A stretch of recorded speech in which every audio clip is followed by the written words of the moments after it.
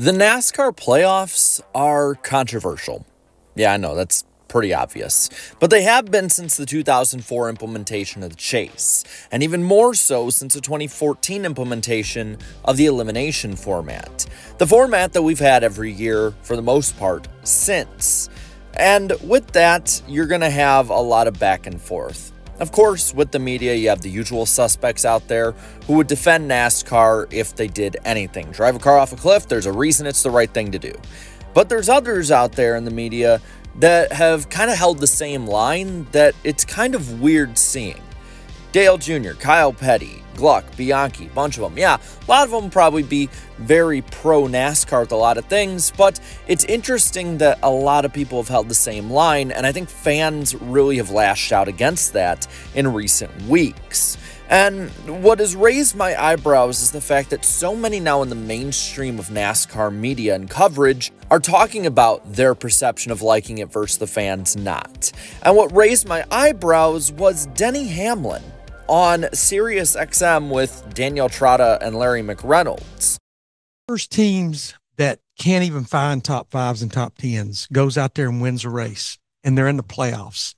And then you see drivers like Bubba Wallace, Kyle Busch, it's competitive week in and week out, outside looking in. What do you feel about that? I mean, as a car owner, I don't love it. I think that, it's no different than a scientist, right? If you want to come up with a new drug or something, they go through endless tests and they come up with big old sample sizes to create what is the best remedy, right? I just feel, and this isn't, it's just now getting exposed. There's a lot of topic now because the system is getting exposed because nobody planned for that to happen. It hasn't happened a whole lot. There's always been one or two that are like, wow, they were 20th in points and they got in. But we could have easily had multiple outside the top 30 make it, had Austin Dillon stand. I just think that it's finally exposing the flaws of the system, and I just, surely I wish it would go back, but it's not going to go back. So we just have to, say that this is what it is, and that's why you're not going to find a core fan base that believes that championships matter as much today as they used to, because it is just watered down. Let me ask you this. You said it's not going to go back. Is the difference implementing a top 30 rule, and why will we never go back to that? It's because of the charter system? You got to realize this all started when we had 10 drivers, right? And then they said, and it was the team's fault. The teams went to NASCAR, says, well, we're not part of it and we're not getting coverage. Okay, we'll go to 12. And then they were like, well, we're not part of it. Our sponsor should be a part of it. Okay, fine, we'll go to 16. They kept adding more, and it just, I don't know. I just think that it's hard to take too much seriously when it comes to it, when you just keep adding just for the sake of entertainment. But then, and then we created rounds where it's okay, you're going to get eliminated. Now, I agree. As a fan, you watch, the elimination it's very entertaining. But is it true to sports? I don't know. You can have that debate, surely. But certainly, I believe the best format we had is when we had 10 races in the final 10, and you took the points from those final 10 and you crowned a champion, because there's a big enough sample size there to really know that that champion was well-deserved from that year. And the stats will prove to you that, the champions are now different in our sport than what they would have been if you use the year as a whole, or the 10 races as a whole. They are now different than what they used to be. I know I was part of NASCAR meetings really long time ago when they discussed having this playoff format, and they says, we've looked at all the data and the champion would still be the champion. The original champion that we have under this new format, it works out about 70% of the time. Now that we've done it more, it's like 20% that, Joe Logano came from nowhere and got hot for 3 or 4 races, won the championship. Blaney did the same thing. Exactly. So how can you argue that that's the correct way? But for entertainment purposes, maybe it is. It's interesting to me because a lot of people are kind of surprised. They're like, why is this really popping up this year? Why are fans 10 years into this suddenly now getting upset with it? Well, I'll say this. Fans and NASCAR subculture, whether it be on YouTube, Reddit, whatever, that have covered or talked about this, a lot of them have been against this from the beginning. And the mainstream, for the most part, on SiriusXM and others, a lot of them that really are aligned with NASCAR hand in hand, arm in arm, well, they've just held their head in the sand about it. And with that, there is something that I thought was very interesting that was published out today by Bob Pockrass and Fox Sports, where, while they kept them anonymous, they asked drivers their opinions on different aspects of the sport. One of which was this question: do you like the current playoff format? And the results are interesting. 8 said no, flat out, did not like it. 7 said yes, so pretty close to half. And 1 just said, I don't know, I just work here. Well, with that, it's very interesting because if the drivers, I think, liked this, well, 1, I think they'd answer with that. But 2, I think if the drivers were all behind this, you'd have a lot more of them coming out and defending it. Not just letting the media run wild against the fan base, which I will say on an offhand note is incredibly crazy to see a mainstream media side of a sports media coverage going after fans constantly.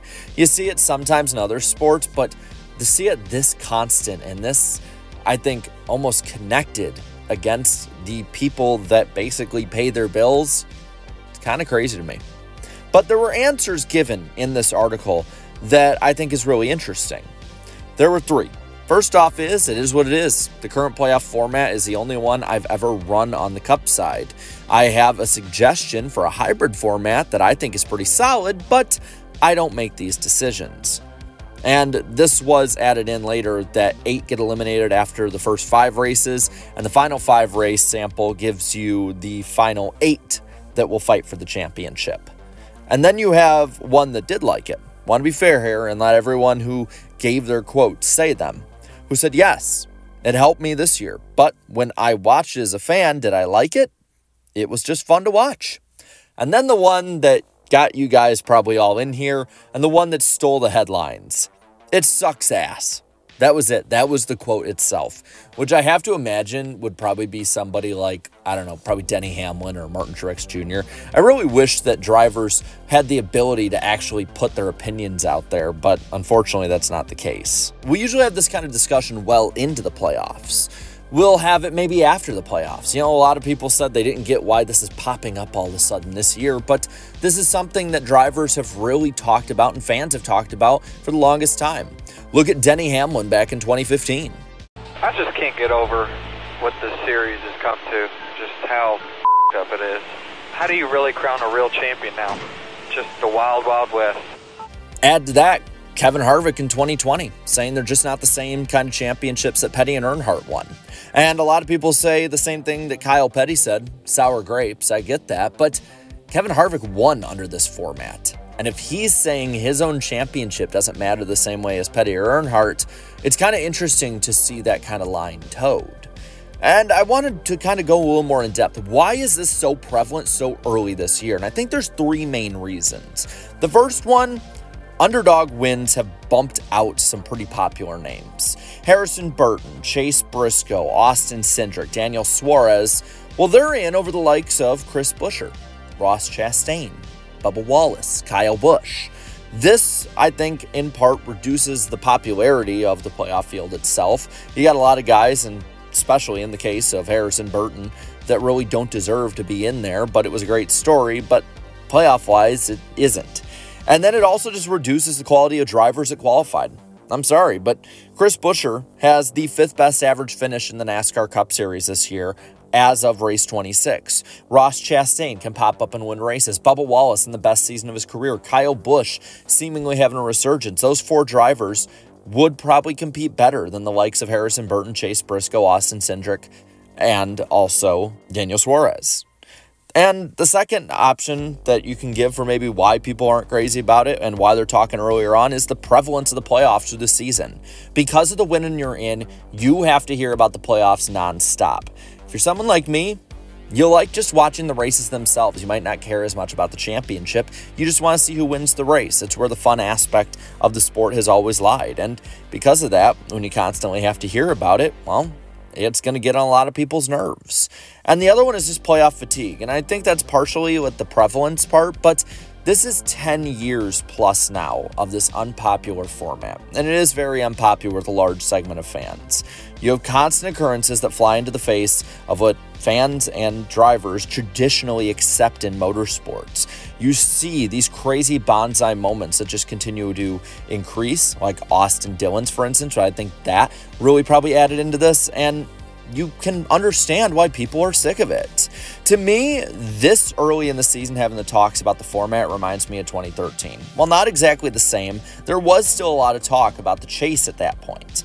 And now, with problems occurring, then being Spingate, now being a lot of just absolutely crazy events with like Austin Dillon, like we said earlier, or these underdog winners, well, it's difficult for fans to ignore it. So what solution could we have for it? I think there's three. Don't change the stage points. Don't change any of that if you're just looking at the championship. Number one, this is my option, but I have a feeling I'll be outvoted on it. Go back to a full season format. It's not the Lapford system, though. Stick with the way points are rewarded now and just go for it. The other one you could do, well, just stick with this format. Stick up the middle finger at the fans. Say, guys, this is how it is. This is how it's going to be for a long time, and roll with it. Or three, do a hybrid. Do the playoff points, all that like you do with stages, and have a 10-race chase. And at the end, whoever has the most points at the end of that 10-week storyline, well, they're the champion. That way you can try and help the consistency crowd and the crowd that wants wins to matter more. But you're never going to make everyone happy. With that, I want to pass it on to you and ask you the question that Bob Pockers asked the drivers. Do you like NASCAR's playoff format? Let me know down in the comments below. And while you're at it, leave a like on this video, share this video, and subscribe to this channel for more great and fun NASCAR content. Thanks so much to all my channel members for your continued support. And until next time, have a good one.